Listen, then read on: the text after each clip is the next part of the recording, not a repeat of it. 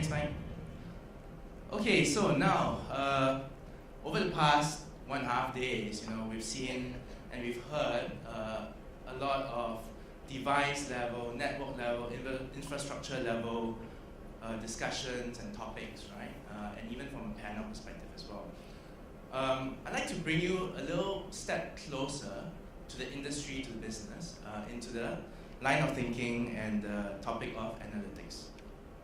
So, in this morning session, right? I'm not sure whether you were around for the panel discussion. There was a topic on what it took for IoT to be successful, right? We were talking about devices, we were talking about standards, right? And I think James made a statement of what was the value generator for IoT, for M2M. What's the value generator, right? How much ROI can you get, and how do you get that ROI? So I'd like to put up forward the proposition that, from our Cisco speaker just now, right? The network is the platform. I would put forward the proposition of, if network's a platform, analytics is the value creator, right? So with that in mind, right, I'll be sharing a lot of use cases, a lot of examples of how analytics possibilities are used in the industry. But before we get there, I'd like to get a sense from you. How many of you have heard of SaaS Institute, which is not software as a service, but SaaS Institute? Give me a show of hands. Right? Okay, so not many, right? Now, how many of you have heard of Intuit? Okay. Even less. Okay, very good. So, let me just do a quick explanation of when we talk about analytics, what are we talking about, right? So SaaS is really a market global leader in terms of providing a software analytics solution, right? Intuit, on the other hand, we are a specialized service provider, right? We're a bunch of statisticians, we're a bunch of OR experts and consultants that implement a lot of these analytics stuff in the industry. Okay? So, what are the areas that I'll be covering today? I'll be covering use cases, I'll be covering examples, right? Where can you find value when it comes to analytics in IoT? I'll also be covering some interesting topics like the emergence of Omnichannel. Now, if you're a logistics service provider, you think that yours is a mature industry, right? And not much has changed, but really, there's a lot of things that's been happening and is coming over to this region very rapidly. And you need to really skill up in order to be able to compete. So again, we're talking about the whole IoT, we're talking about devices, we're talking about interconnection, right? And there's been more than enough said around standardization, right? Standards are important. There's also been a lot said about physical connectivity and digital connectivity, right? Devices talking to each other, as well as how do you actually apply the data coming in from the devices for other purposes. And that's where really we come in. What do you do with the data that you have? And that doesn't necessarily mean that you need to have a chunk of RFID devices or whatever. It helps if you know what you're tracking and what you want to achieve from it. But in most organizations, there's more than enough data internally that you're just struggling to figure out what that data means, right? Making sense of the data and monetizing the data, right? So, going back, I assume most of you will be in the logistics industry, but as I speak, I also contextualize it around manufacturing as well, and retail and consumer goods. So, challenges in the logistics industry is that, cost pressures, right, margin pressures are huge, right? Operating costs, supply chain fluctuations, demand changes, and if you're a logistics service provider, you're not only just a Singapore player, you're a regional player as well. How would demand pattern changes in China, right, in Indonesia affect you? Where do you actually go in, right? And how much of a fleet should you actually build? Or should you actually lease out or have a hybrid of both? What is a good optimum point, right? And there are also huge opportunity areas if you're in the industry as well. What is it, right? The opportunity area is that this is a relatively mature industry. You have partners, right? You have established supply chains. You have networks of supply chains, an ecosystem of partners, right? And therefore, you would have generated a tremendous amount of data if you would have been in the industry for the past few years, right? So back again to CK's point, right? In terms of, where do you see value, right? How do you monetize all this data that you have, right? And by the way, even if you have, text-based data, and engineers filling in sheets around maintenance and stuff like that, all those are usable. You might think they're not, but they are, right? And I'll give you the use case of how we've actually done predictive maintenance using that kind of a data. And it's not necessarily condition-based data real-time from the shop floor. Now, so at this point, I'd like to go through a few examples of how analytics is used. The first one is really fleet maintenance. So in this industry, right, you would probably have fleets, trucks, vehicles, trains, right, ships, etc., right? And these generally can be as old as 20, 30 years old, or it can be very new, right? And a big question, and most of you guys probably see it as well, how do you optimize, how do you know when you're going to maintain those assets, right? So you have scheduled maintenance, but does it really work? How do you actually optimize uptime while you're doing maintenance? Do you actually think of it? Do you use a quantitative method, right, to make sure that you optimize through like mixed engine programming, any methods, right? Cost, service level, lead time, and service quality, right? So these are some examples of where analytics can be used. Another area is labor and resource planning. So we were involved in a logistics service provider in China, right, where they were doing an acquisition, right? So they have two different fleets, and they were combining those fleets. And these fleets of trucks and vehicles, would have various routes through different demand points across various cities in China. So the question was, are 50 trucks good enough? Is 100 trucks good enough? Is 150 trucks good enough? And even if it's 150 trucks, is it optimized? Am I running my operations with the least costs while maintaining service levels and making sure the routes that the trucks take are optimized, and we have driver allocations to the trucks that are optimized as well, right? So imagine doing it on Excel, right? It's not possible. So for this case, we've actually spent like between 6 to 8 weeks, right, with the client. And after the 8 weeks, we saved them 5% in transportation costs at the end of that point in time, right? And what we did was just purely looking at the vehicle, looking at the assets, telling them how many assets are needed, and telling them which routes that those assets should take. 5% transportation cost off the top line, straight off. Warranty analytics is also another area, again, a bit of the predictive element, right? If you can predict failures or predict when those vehicles should be optimally maintained, you can really look at improving your warranty cycles.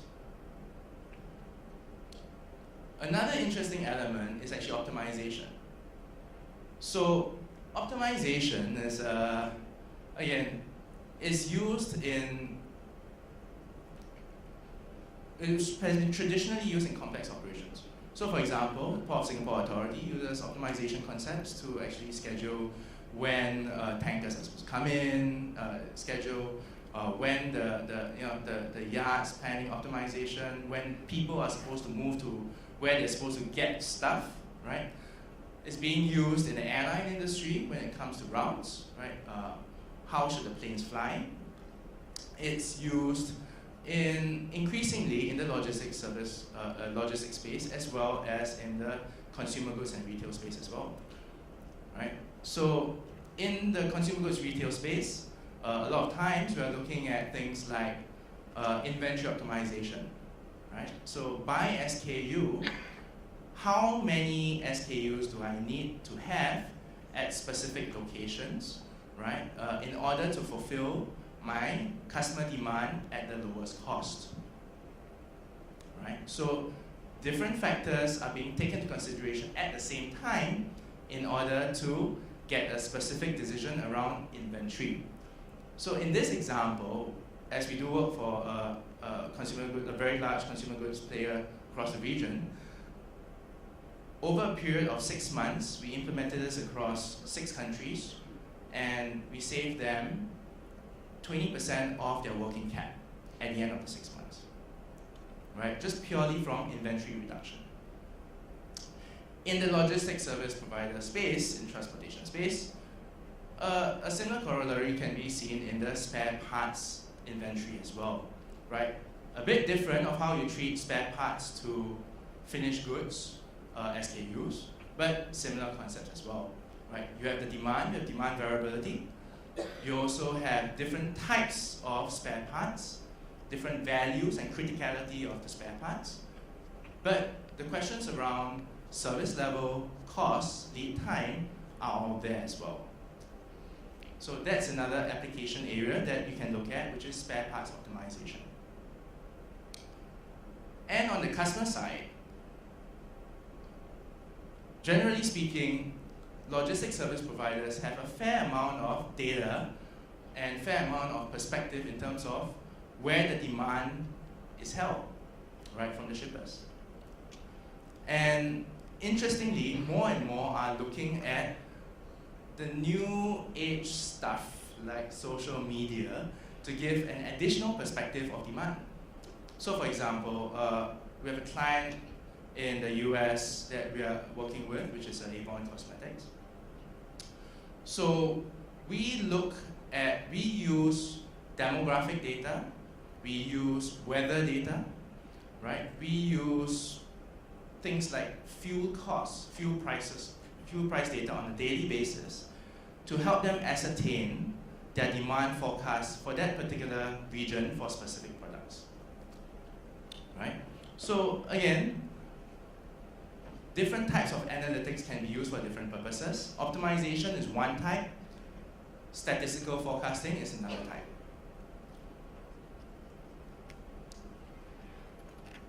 Closer to home, we're talking about embedded analytics, we're talking about TMS systems, right? So TMS systems have been around for a long time.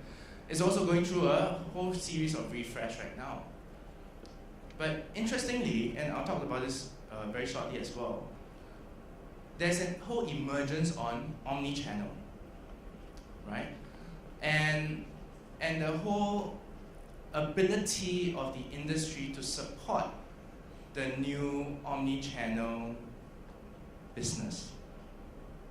So what does this mean, right? We're talking about home delivery. We're talking about, I think somebody mentioned about Alibaba spending 100 billion yuan to enable a physical logistics network in China so that they can do same-day deliveries, 24-hour deliveries, right? There's a convergence of that happening, right? And so embedded analytics is not only TMS systems, it's real-time TMS systems. How do you, from a customer order on an e-commerce site, for example, can you commit to a 2-hour delivery schedule within 24 hours? Is your logistics network able to do that? And that's where the industry is going to. Okay, so I'll speed it up quite quickly. Now, I like to go into 3 case studies, right? Again, it's content heavy, but please come to me later if you have any other questions or want to drill down a little bit further. First one is the emergence of Omnichannel. And this is really a Macy's case study, right? So this is well documented, you can look at Forbes and read through it as well. So Macy's, as you know, is really much a retailer with physical stores in the US. But what has happened, interestingly, is that they've converted expensive physical store space into online fulfillment centers.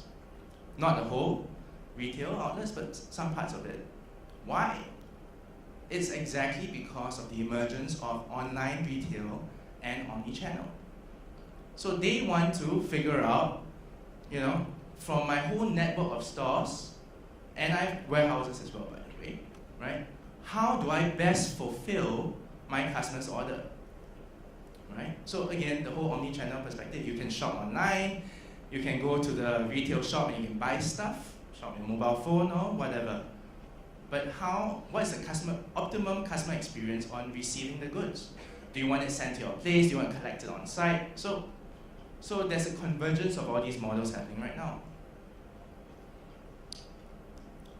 And again, analytics is in play because it is not an easy decision to say, how big should my retail store be converted into a warehouse or fulfillment center, right?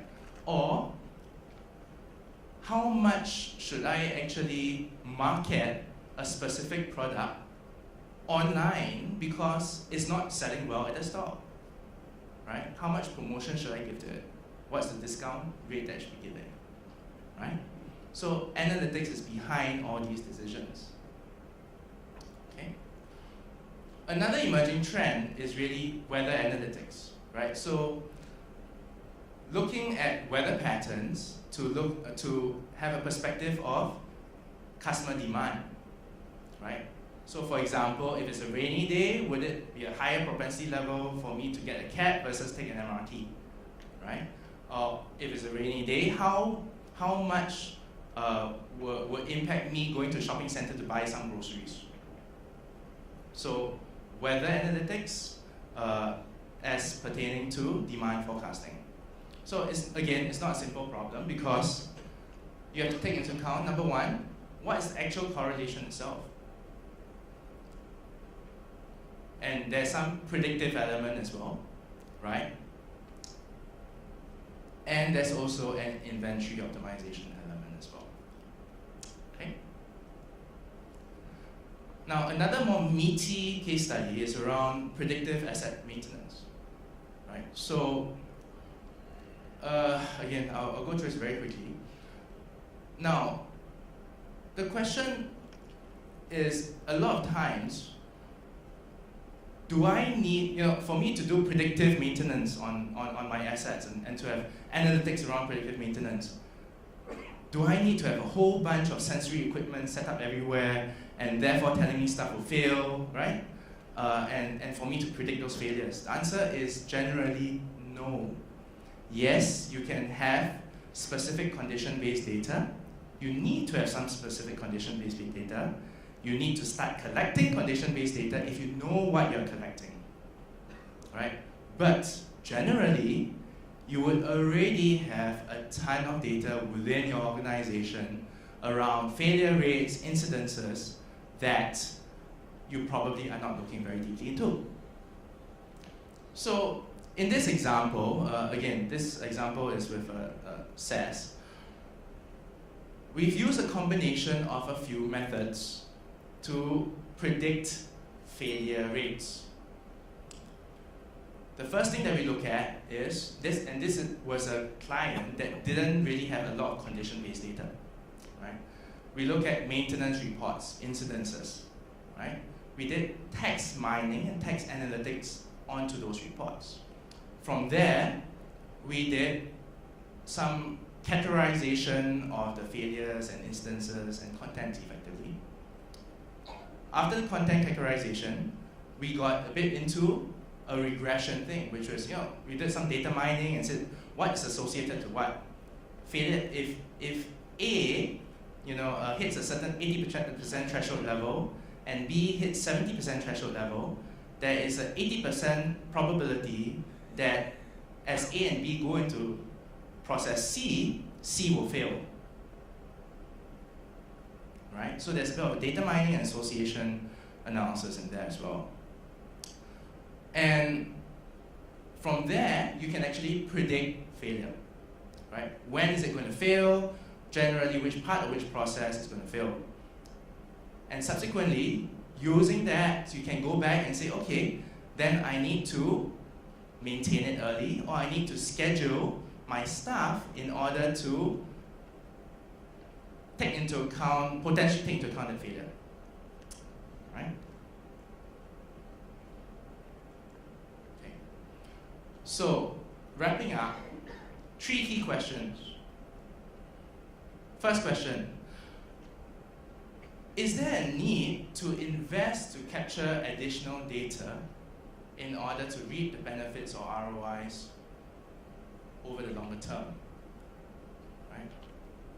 And the reality is actually no, because you probably already have some form of data, you will need to capture more data, but you can probably start with the data you have already. And again, most of you will know, it's right now it's a matter of cleaning and collating the data, but again, you can generate value immediately off that data. Second question, right? Specific to logistics and transportation, right?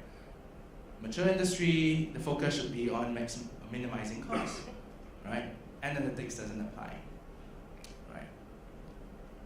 Now, the reality is that no, yes, it's a mature industry. This is an industry that's still undergoing mergers and acquisitions, right?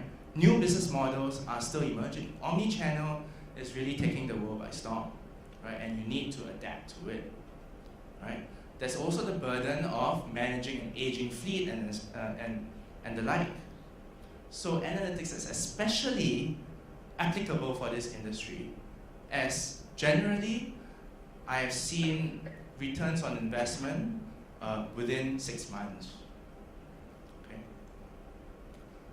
The third point is to embark on an analytics or IoT journey entails a high capital investment with uncertain return. It's like, I'm not sure what this is going to result in, and by the way, it's going to cost a bomb, software and services, multi-million-dollar stuff, right? We need to build a large team and have a big strategy, multi-year stuff to embark on this. And the answer is generally yes, to a certain extent, right?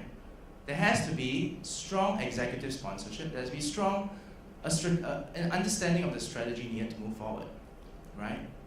But generally, most clients in this space have effectively go into projects that are self-funded, right? A small little pilot phase, 2-3 months, funds effectively the next phase of investment, right? So it becomes a self-funded exercise.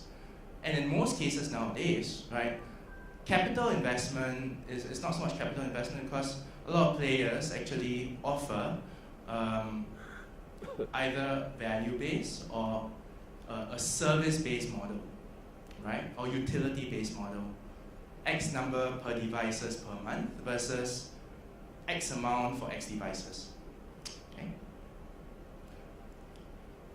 So really, the question is, how do you start the journey?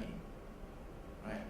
And for this, the answer is really in knowing yourself, what kind of data that you have, and each client is very different, each organization is very different, right? What I suggest is that go about it from a proof of concept pilot phase, something small, 2-3 months kind of thing, right? And that's where you start learning about what you have, the data that you have, learning about what data that's missing, and in the first 2 or 3 months, generally, you should be reaping some initial rewards in terms of ROI. Okay. With that, I end my discussion. If you guys have any questions, feel free to join me at the SAS booth and we can have a much deeper chat. Right. Thank you very much. Thank you, Marc.